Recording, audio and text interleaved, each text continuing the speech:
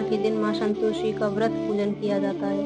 इस पूजा के दौरान माता की आरती, पूजन तथा अंत में माता की कथा सुनी जाती है। आइए जानें शुक्रवार के दिन की जाने वाली संतोषी माता व्रत कथा।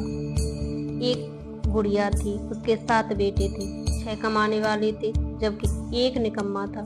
गुड़िया 6 बेटों की रसोई बनाती थी, भोजन कराती और उनसे जो कुछ झूठा बचती वह 7वें को दे देती। एक दिन वह पत्नी से बोला, मेरी माँ को मुझ पर कितना प्रेम है। वह बोली, क्यों नहीं, सबका झूठा जो तुमको खिलाती है। वह बोला, ऐसा नहीं हो सकता, मैं जब तक आंखों से ना देख लूं मान नहीं सकता। बहू हंसकर बोली, देख लोगे तब तो मानोगे। कुछ दिन बाद त्योहार आया। घर में 7 प्रकार के भोजन और चूरमे के लड्डू बने। वह जांचने को सिर दुखने का बहाना कर पतला वस्त्र सिर पर ओढ़े रसोई घर में सो गया। वह कपड़े में से सब देखता रहा। 6 भाई भोजन करने आए। उसने देखा माँ ने उनके लिए सुंदर आसन बिछा, नाना प्रकार की रसोई परोसी और आग्रह करके उन्हें जमाया। वह देखता रहा। उन्हें भोजन करके उठे तब माँ ने उनकी झूठन थालियों में से लड्डुओं के टुकड़े उठाकर एक लड्डू बनाया। झूठन साफ कर बुढ़िया माँ ने उसे पुकारा, बेटा 6 भाई भोजन कर गए, अब तू ही बाकी है, उठ तू कब खाएगा। वह कहने लगा, माँ मुझे भोजन नहीं करना, मैं अब परदेश जा रहा हूँ। माँ ने कहा, कल जाता हो तो आज चला जा। वह बोला, हाँ आज ही जा रहा हूँ। यह कहकर वह घर से निकल गया। 7वें बेटे का परदेश जाना। चलते समय पत्नी की याद आ गई। वह गौशाला में कंडे इसलिए थाप रही थी। वहां जाकर बोला, हम जावे परदेश, आवेंगे कुछ काल, तुम रहियो संतोष से धर्म आपनो पाल। वह बोली, जाओ पिया, आनंद से हमारे सोच हटाए, हम राम भरोसे, हम रहे ईश्वर तुम्हें सहाय। दो निशानी आपन देख धरूं में धीर, सुध मते हमारी बिसराई और रखियो मन गंभीर। वह बोला, मेरे पास तो कुछ नहीं, यह अंगूठी है तो ले और अपनी कुछ निशानी मुझे दे। वह बोली, मेरे पास क्या है, यह गोबर भरा हाथ है। यह कहकर उसकी पीठ पर गोबर के हाथ की थाप मार दी। वह चल दिया। चलते चलते दूर देश पहुंचा, परदेश में नौकरी। वहाँ एक साहूकार की दुकान थी। वहाँ जाकर कहने लगा, भाई मुझे नौकरी पर रख लो। साहूकार को जरूरत थी, बोला रह जा। लड़की ने पूछा, तनख्वाह क्या दोगे। साहूकार ने कहा, काम देखकर दाम मिलेंगे। साहूकार की नौकरी मिली। वह सुबह 7 बजे से 10 बजे तक नौकरी बजाने लगा। कुछ दिनों में दुकान का सारा लेन देन, हिसाब किताब, ग्राहकों का माल बेचना, सारा काम करने लगा। साहूकार के 7-8 नौकर थे। वह सब चक्कर खाने लगे, यह तो बहुत होशियार बन गया। सेठ ने भी काम देखा और 3 महीने में ही उसे आधे मुनाफे का हिस्सेदार बना लिया। वह कुछ वर्ष में ही नामी सेठ बन गया और मालिक सारा कारोबार उस पर छोड़कर चला गया। पति की अनुपस्थिति में सास का अत्याचार। इधर उसकी पत्नी को सास ससुर दुख देने लगे। सारी गृहस्थी का काम करा के उसे लकड़ी लेने जंगल में भेजते। इस बीच घर के आटे में से जो भूसी निकलती उसी की रोटी बनाकर रख दी जाती और फूटे नारियल के नारोली में पानी। एक दिन वह लकड़ी लेने जा रही थी। रास्ते में बहुत सी स्त्रियां संतोषी माता का व्रत करती दिखाई दी। संतोषी माता का व्रत। वह वहां खड़ी होकर कथा सुनने लगी और पूछा, बहनों तुम किस देवता का व्रत करती हो और उसके करने से क्या फल मिलता है। यदि तुम इस व्रत का विधान मुझे समझा कर कहोगे तो मैं तुम्हारा बड़ा एहसान मानूंगी। तब उनमें से एक स्त्री बोली, सुनो, यह संतोषी माता का व्रत है। इसके करने से निर्धनता दरिद्रता का नाश होता है और जो कुछ मन में कामना हो सब संतोषी माता की कृपा से पूरी होती है। तब उसने उससे व्रत की विधि पूछी, संतोषी माता का व्रत विधि। वह भक्तिन स्त्री बोली, 1.25 आने का गुड़ चना लेना, इच्छा हो तो 5.25 आने का लेना या 1.25 रुपए का भी सहूलियत के अनुसार लेना। बिना परेशानी और श्रद्धा व प्रेम से जितना भी बन पड़े सवाया लेना। प्रत्येक शुक्रवार को निराहार रहकर कथा सुनना, इसके बीच क्रम टूटे नहीं, लगातार नियम पालन करना। सुनने वाला कोई ना मिले तो घी का दीपक जला उसके आगे या जल के पात्र में के सामने रखकर कथा कहना। जब कार्य सिद्ध ना हो, नियम का पालन करना और कार्य सिद्ध हो जाने पर व्रत का उद्यापन करना। 3 मास में माता फल पूरा करती है। यदि किसी के ग्रह खोटे भी हों तो भी माता वर्ष भर में कार्य सिद्ध करती है। फल सिद्ध होने पर उद्यापन करना चाहिए, बीच में नहीं। उद्यापन में कढ़ाई सेर आटे का खाजा तथा इसी परिणाम से खीर तथा चने का साग करना। 8 लड़कों को भोजन कराना, जहाँ तक मिले देवर जेठ भाई बंधु के हो, न मिले तो रिश्तेदारों के आसपास पड़ोसियों को बुलाना। उन्हें भोजन कराकर यथाशक्ति दक्षिणा दे माता का नियम पूरा करना। उस दिन घर में खटाई न खाना। यह सुन बुढ़िया के लड़के की बहू चल दी। व्रत का प्रण करना और माँ संतोषी का दर्शन देना। रास्ते में लकड़ी के बोझ को बेच दिया और उन पैसों से गुड़ चना ले माता के व्रत की तैयारी कर आगे चली और सामने मंदिर देखकर पूछने लगी, यह मंदिर किसका है? सब कहने लगे, संतोषी माता का मंदिर है। यह सुनकर माता के मंदिर में जाकर चरणों में लौटने लगी, दीन हो विनीत करने लगी। माँ, मैं निपट अज्ञानी हूँ, व्रत के कुछ भी नियम नहीं जानती, मैं दुखी हूँ। हे माता जगत जननी, मेरा दुख दूर कर, मैं तेरी शरण में हूँ। माता को दया आई। एक शुक्रवार बीता कि दूसरे को उसके पति का पत्र आया और तीसरे शुक्रवार को उसका भेजा हुआ पैसा आ पहुँचा।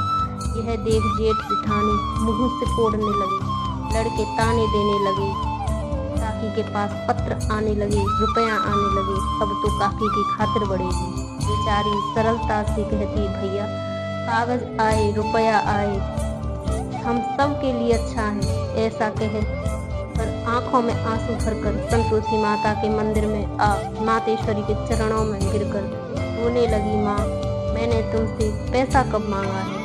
मुझे पैसे से क्या काम है? मुझे तो अपने सुहाग से काम है, मैं तो अपने स्वामी के दर्शन मांगती हूँ। तब माता ने प्रसन्न होकर कहा, जा बेटी, तेरा स्वामी आएगा।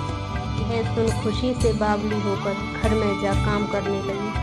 अब संतोषी माँ विचार करने लगी, इस भोली पुत्री को मैंने कह तो दिया है कि तेरा पति आएगा, लेकिन कैसे? वह तो इसे स्वप्न में भी याद नहीं करता। उसे याद दिलाने को मुझे ही जाना पड़ेगा। इस तरह माता जी इस बुढ़िया के बेटे के पास जा स्वप्न में प्रकट हो कहने लगे, साहूकार के बेटे सो रहा है या जागता है? वह कहने लगा, माता सोता भी नहीं जागता भी नहीं है, कहो क्या आज्ञा है? माँ कहने लगी, तेरे घर बार कुछ है कि नहीं? वह बोला, मेरे पास अब सब कुछ है, माँ बाप है, बहू है, क्या कमी है? माँ बोली, भोले पुत्र, तेरी बहू घोर कष्ट उठा रही है, तेरे माँ बाप से परेशानी दे रही है, वह तेरे लिए तरस रही है, तू उसकी सुध ले। वह बोला, हाँ माता जी, यह तो मालूम है, परंतु जाऊँ तो कैसे? परदेश की बात है, लेन देन का कोई हिसाब नहीं, कोई जाने का रास्ता नहीं आता, कैसे चला जाऊँ? माँ कहने लगी, मेरी बात मान, सवेरे नहा धोकर संतोषी माता का नाम ले, घी का दीपक जला, दंडवत कर दुकान पर जा बैठ। देखते देखते सारा लेन देन चुक जाएगा, जमा का माल बिक जाएगा, सांझ होते होते धन का भारी ढेर लग जाएगा।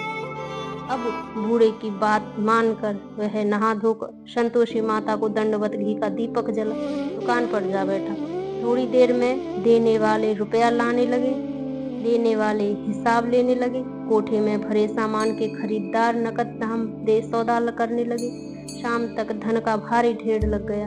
मन में माता का नाम ले चमत्कार देख प्रसन्न हो घर के ले जाने के वास्ते गहना कपड़ा सामान खरीदने लगा। यहाँ काम से निपट तुरंत घर को रवाना हुआ। उधर उसकी पत्नी जंगल में लकड़ी लेने जाती है। लौटते वक्त माताजी के मंदिर में विश्राम करती। वह तो उसके प्रतिदिन रुकने का जो स्थान ठहरा। धूल उड़ती देख वह माता से पूछती है, हे माता, यह धूल कैसे उड़ रही है? माता कहती है, हे पुत्री, तेरा पति आ रहा है, अब तू ऐसा कर, लकड़ियों के 3 बोझ बना ले, एक नदी के किनारे रख, दूसरा मेरे मंदिर पर, तीसरा अपने सिर पर। तेरे पति को लकड़ियों का गट्ठर देख मोह पैदा होगा। वह यहाँ रुकेगा, नाश्ता पानी खाकर माँ से मिलने जाएगा और तब तू लकड़ियों का बोझ उठाकर जाना और चौक में गट्ठर डालकर जोर से आवाज़ लगाना, लो सासू जी लकड़ियों का गट्ठर लो, भूसी की रोटी दो, नारियल के फेफड़े में पानी दो, आज मेहमान कौन आया है। माता जी से बहुत अच्छा कहकर वह प्रसन्न मन से लकड़ियों के 3 गट्ठर बनाए, एक नदी के किनारे पर और एक माता जी के मंदिर पर रखे। इतने में मुसाफिरा पहुंचा। सूखी लकड़ी देख उसकी इच्छा उत्पन्न हुई, हम यहीं पर विश्राम करें और भोजन बनाकर खा पी कर गाँव जाएं। इसी तरह रुककर भोजन बना, विश्राम करके गांव को गया, सबसे प्रेम से मिला। उसी समय सिर पर लकड़ी का गट्ठर लिए वह उतावली सी आती है, लकड़ियों का भारी बोझ आंगन में डालकर जोर से 3 आवाज़ देती है, लो सासू जी लकड़ियों का गट्ठर लो, भूसी की रोटी दो, आज मेहमान कौन आया है। यह सुनकर उसकी सास बाहर आकर अपने दिए हुए कष्टों को भुलाने हेतु कहती है, बहू ऐसा क्यों कहती है, तेरा मालिक ही तो आया है, आ बैठ मीठा भात खा, भोजन कर, कपड़े गहने पहन। उसकी आवाज़ सुन उसका पति बाहर आता है, अंगूठी देख व्याकुल हो जाता है, माँ से पूछता है, माँ यह कौन है। माँ बोली, बेटा यह तेरी बहू है, जब से तू गया है तब से सारे गांव में भटकती फिरती है, घर का काम काज कुछ नहीं करती, 4 पहर आकर खा जाती है। वह बोला, ठीक है माँ, मैंने इसे भी देखा और तुम्हें भी, अब दूसरे घर की टाली दो, उसमें रहूँगा। माँ बोली, ठीक है जैसी तेरी मर्जी। तब वह दूसरे मकान की तीसरी मंजिल का कमरा खोल सारा सामान जमाया। एक दिन में राजा के महल जैसा ठाट बाट बन गया। अब क्या था, बहू सुख भोगने लगी। इतने में शुक्रवार आया। शुक्रवार व्रत के उद्यापन में हुई भूल किया खटाई का इस्तेमाल। उसने पति से कहा, मुझे संतोषी माता के व्रत का उद्यापन करना है। पति बोला, खुशी से कर लो। वह उद्यापन की तैयारी करने लगी। जेठानी के लड़कों को भोजन के लिए कहने गई। उन्होंने मंजूर किया, परंतु पीछे से जेठानी ने अपने बच्चों को सिखाया, देखो भोजन के समय खटाई मांगना, इससे उसका उद्यापन पूरा ना हो। लड़के ने दीन आए खीर खाना पेट भर गया, परंतु बाद में खाते भी कहने लगे, हमें खटाई दो, खीर खाना हमको नहीं भाता, देखकर अरुचि होती है। वह कहने लगी, भाई खटाई किसी को नहीं दी जाएगी, यह तो संतोषी माता का प्रसाद है। लड़के उठ खड़े हुए बोले, पैसा लाओ। भोली बहू कुछ जानती नहीं थी, उन्हें पैसे दे दिए। लड़के उसी समय हट करके इमली खटाई ले खाने लगे। यह देखकर बहू पर माता जी ने कोप किया। राजा के दूत उसके पति को पकड़कर ले गई। जेठ जेठानी मन माने वचन कहने लगे, लूट लूट कर धन इकट्ठा कर लाया है, अब सब मालूम पड़ जाएगा जब जेल की मार खाएगा। बहू से यह सहन नहीं हुई। माँ संतोषी से माफ़ी मांगी। रोती हुई माता जी के मंदिर गई, कहने लगी, हे माता तुमने क्या किया। हंसा अब कर भक्तों को रुलाने लगी। माता बोली, बेटी तूने उद्यापन करके मेरा व्रत भंग किया है। वह कहने लगी, माता मैंने कुछ अपराध नहीं किया, मैंने तो भूल से लड़कों को पैसे दे दिए थे, मुझे क्षमा करो, मैं फिर तुम्हारा उद्यापन करूंगी। माँ बोली, अब भूल मत करना। वह कहती है, अब भूल नहीं होगी, अब बतलाओ वे कैसे आवेंगे। माँ बोली, जा पुत्री, तेरा पति तुझे रास्ते में आता मिलेगा। वह निकली, राह में पति आता मिला। वह पूछी, कहाँ गए थे। वह कहने लगा, इतना धन जो कमाया है उसका टैक्स राजा ने मांगा था, वह भरने गया था। वह प्रसन्न हो बोली, भला हुआ, अब घर को चलो। कुछ दिन बाद फिर शुक्रवार आया, फिर व्रत का उद्यापन। वह बोली, मुझे फिर माता का उद्यापन करना है। पति ने कहा, करो। बहू फिर जेठ के लड़कों को भोजन को कहने लगी। जेठानी ने 1-2 बातें सुनाई और सब लड़कों को सिखाने लगी, तुम सब लोग पहले ही खटाई मांगना। लड़के भोजन से पहले कहने लगे, हमें खीर नहीं खानी, हमारा जी बिगड़ता है, कुछ खटाई खाने को दो। वह बोली, खटाई किसी को नहीं मिलेगी, आना हो तो आओ। वह ब्राह्मण के लड़कों लाकर भोजन कराने लगी। यथाशक्ति दक्षिणा की जगह 1-1 फल उन्हें दिया। संतोषी माता प्रसन्न हुई। संतोषी माता का फल, माता की कृपा होते ही 9वें मास में उसके चंद्रमा के समान सुंदर पुत्र पैदा हुआ। पुत्र पुत्र को पाकर प्रतिदिन माता जी के मंदिर को जाने लगी। माँ ने सोचा यह रोज आती है, आज क्यों ना उसके घर चलूं। यह विचार कर माता ने भयानक रूप बनाया। गुड़ चने से सना मुख, ऊपर सून के समान होठ, उस पर मक्खियां भिन भिनक रही थी। पहली पर पैर रखते ही उसकी सास चिल्लाई, देखो रे कोई चुड़ैल डाकनिया चली आ रही है, लड़को इसे भगाओ नहीं तो किसी को खा जाएगी। लड़के भगाने लगे, चिल्लाकर खिड़की बंद करने लगे। बहू रोशनदान में से देख रही थी, प्रसन्नता से पगली बन चिल्लाने लगी, आज मेरी माता जी मेरे घर आई है, वह बच्चे को दूध पीने से हटाती है। इतने में सास का क्रोध फट पड़ा। वह बोली, क्या उतावली हुई है, बच्चे को पटक दिया। इतने में माँ के प्रताप से लड़के ही लड़के नजर आने लगे। वह बोली, माँ मैं जिसका व्रत करती हूँ यह संतोषी माता है। सबने माता जी के चरण पकड़ लिए और विनीत कर कहने लगी, हे माता हम मूर्ख हैं, अज्ञानी हैं, हमारे व्रत की विधि हम नहीं जानते, व्रत भंग कर हमने बड़ा अपराध किया है। जगत माता आप हमारा अपराध क्षमा करो। इस प्रकार माता प्रसन्न हुई। बहू को प्रसन्न हो जैसा फल दिया वैसा माता सबको दो, जो पड़े उसका मनोरथ पूर्ण हो। बोलो संतोषी माता की